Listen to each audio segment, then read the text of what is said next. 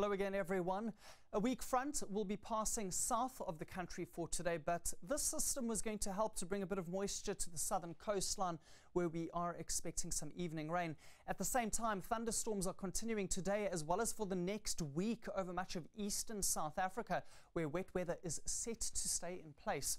Our satellite imagery from earlier today shows that it was quite cloudy over the eastern parts this morning, including many areas in Gauteng, Limpopo and in Mpumalanga, and it was also a cloudy start to Tuesday along the western coastline. Down in the southwest, it was also fairly cloudy with a narrow band of showers that moved through. That brought a few drops of rain to some areas around Cape Town, the peninsula and the Overberg region in the Western Cape as well. The Synoptic Analysis shows thunderstorms redeveloping over many parts of the interior for this afternoon, including the southern Karoo. And as the front moves to the south of the country, behind it, a good onshore flow is expected.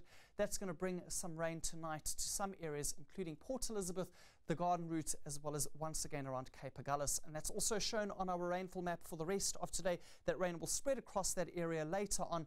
Inland, thunderstorms in the forecast with a 60% chance extending down from the border with Botswana into the Free State, reaching the wild coast of the Eastern Cape. Gauteng, isolated thunderstorms once again possible in your area.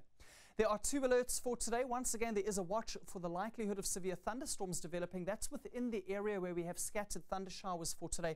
So keep an eye out for some of the thunderstorms in that area.